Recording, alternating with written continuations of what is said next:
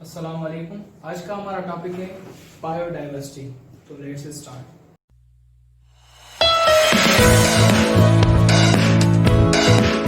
अब biodiversity word की जो मीनिंग है वो ये है कि बायो यानी कि लाइफ और डाइवर्सिटी यानी कि वैरायटी।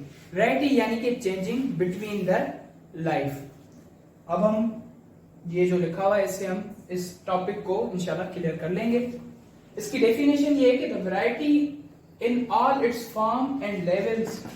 फॉर एग्जांपल लाइफ की जो वैरायटी है इकोसिस्टम में, हमने एग्जांपल लिया है यहाँ पे इकोसिस्टम का। आप जानते हैं कि कुछ ऑर्गेनिजम्स टेरेस्टेरियल होते हैं और कुछ जो है वो एक्वेटिक होते हैं और कुछ फॉरेस्ट में रहते हैं। उन सारे ऑर्गेनिजम्स में लाइफ तो एग्जिस्ट करती है ना।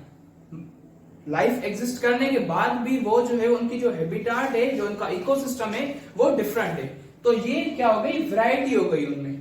ठीक है, अब आते हैं हम नेक्स्ट एग्जांपल पे जो है दो प्लांट्स का। एक का नाम है एंजियोस्पर्म और उसका सेकंड का जो नाम है वो है जिम्नोस्पर्म।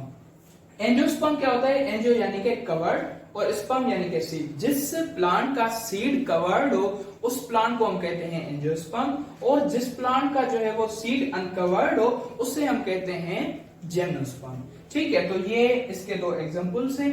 ये इनमें वैरायटी, इसका जो सीड होता है वो कवर्ड होता है वाइल उसका जो सीड है वो अनकवर्ड होता है। ये भी इन दो प्लांट्स के अंदर चेंजिंग है, क्योंकि हमने यहाँ पे इस वर्ड से यहाँ पे क्लियर कर लिया है कि बायो यानी कि लाइफ और डाइवर्सिटी यानी कि वैरायटी। वैरायटी यानी कि चेंजिंग।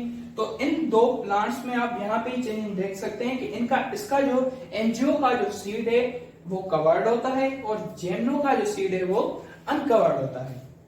अब इंपॉर्टेंस ऑफ बायोडाइवर्सिटी, हम क्यों जो है वो इंपॉर्टेंस क्या है बायोडाइवर्सिटी की, हम क्यों जो है वो ऑर्गेनिजम्स को क्लासिफाई करते हैं। If we distribute organisms so we can get beneficial products। अगर हम ऑर्गेनिजम्स को क्लासिफाई करेंगे तो उनसे जो हमें प्रोडक्ट्स मिलती है, उनसे जो हमें बेनिफिशियल प्रोडक्ट्स जो है वो हम हासिल कर सकते हैं। फॉर एग्जाम्पल ले लेते हैं यहाँ पे पेपर और टिम्बर का। पेपर कुछ जो है वो लकड़ियां ऐसी होती हैं, अब जो प्लांट है वो तो जाहिर सी बात है कि वो लिविंग है। ठीक है, अब कुछ जो प्लांट ऐसे होते हैं या पेड़ ऐसे होते हैं जिससे हम टिम्बर हासिल करते हैं, और जो हमारा वो बेनिफिशियल यूज किस तरह करती है कि जो हम हमारे फर्नीचर्स होते हैं वो टिम्बर की लकड़ी के बने हुए होते हैं। वाइल जो पेपर है वो भी आपको पता है कि हम इन्हीं प्लांट से ही और इन्हीं पेड़ों से ही जो है वो इनकी जो लकड़ी होती है उससे ही मैन्युफैक्चर करते हैं। अब आते हैं हम बायोलॉजिकल क्लासिफिकेशन पे। आप जानते हैं कि इस दुनिया में कितनी ही यानी कि 1.5 मिलियन जो है वो स्पीशीज एग्जिस्ट करती हैं।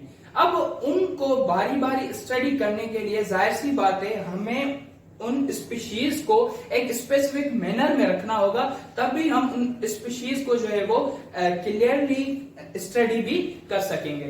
तो इनको क्लियरली स्टडी करने के लिए बायोलॉजिस्ट ने एक मेथड दिया जिसको हम कहते हैं बायोलॉजिकल क्लासिफिकेशन।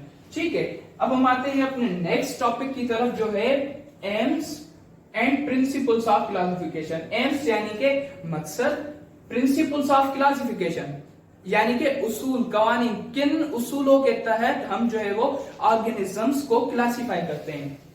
फर्स्ट जो है वो प्रिंसिपल क्लासिफिकेशन का वो है मॉर्फोलॉजी। मॉर्फोलॉजी यानी कि एक्सटर्नल स्ट्रक्चर। एक्सटर्नल स्ट्रक्चर की बुनियाद पे जो है हम ऑर्गेनिजम्स को क्लासिफाई करते हैं। एग्जांपल यहाँ पे ले लेते हैं हम जो है वो एग्जांपल यहाँ पे ले लेते हैं हम कि आप देख सकते हैं कि जो 4 लेग्स वाले एनिमल्स हैं उनको हम एक स्पेसिफिक मैनर में रखते हैं। जितने भी 4 लेग्स वाले एनिमल है उनकी जो एक्सटर्नल स्ट्रक्चर है उसकी बुनियाद पे हम उसे एक डिफरेंट ग्रुप में रखते हैं। वाइल जो 2 लेग्स वाले होते हैं यानी कि हम ह्यूमन, वो एक ग्रुप में होते हैं। तो ये जो फर्स्ट प्रिंसिपल है मॉर्फोलॉजी। ठीक है, सेकंड जो है वो हमारा होमोलॉगस।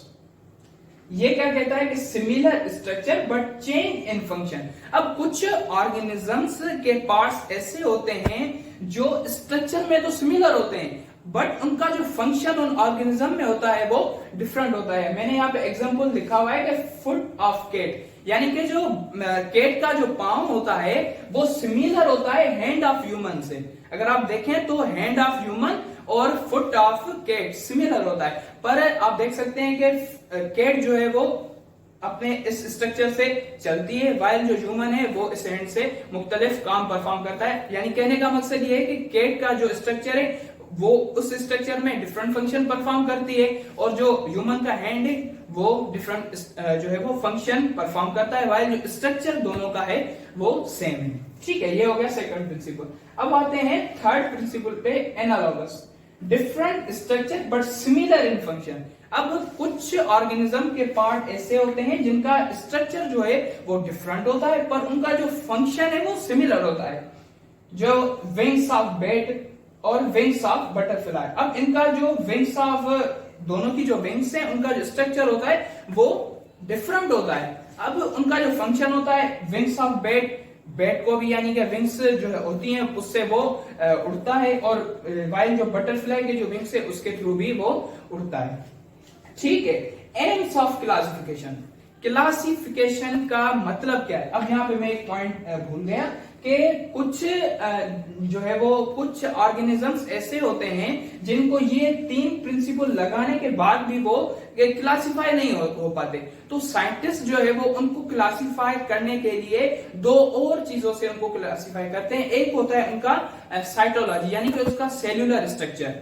सेल्स की बुनियाद पे कुछ ऑर्गेनिज्म यूनिसेल्युलर होते हैं और कुछ ऑर्गेनिज्म जो है वो मल्टी सेल्युलर होते हैं। अब साइंटिस्ट जो है वो उनको ये थ्री प्रिंसिपल अप्लाई करने के बाद भी वो अगर क्लासिफाई ना हो तो उनको जो है वो सेल की सेल्यूलर स्ट्रक्चर की बुनियाद पे करते हैं और जेनेटिक कोडिंग की बुनियाद पे करते हैं। उनकी जो जेनेटिकली जो कोडिंग होती है जो लिविंग ऑर्गेनिज्म के अंदर, जिससे ये सारे जो है वो एंजाइम्स के फंक्शन और ये सारी चीजें परफॉर्म होती हैं, उनकी तहत जो है वो साइंटिस्ट फर्दर क्लासिफाई करते हैं। ठीक है, अब आते हैं हम एम्स ऑफ क्लासिफिकेशन। मकसद क्या है, क्यों करते हैं हम क्लासिफिकेशन?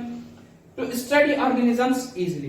अब मैंने आपको पहले ही ये बात क्लियर कर दी कि इस रोए जमीन पे, इस दुनिया में 1.5 मिलियन जो है वो स्पीशीज एग्जिस्ट करती हैं। अब 1.5 मिलियन स्पीशीज को स्टडी करने के लिए हमें कोई ना कोई जो है वो उनको एक तरतीब में, एक मैनर में उनको रखना होगा, तभी हम उनको इजिली जो है वो क्लासिफाई कर सकेंगे।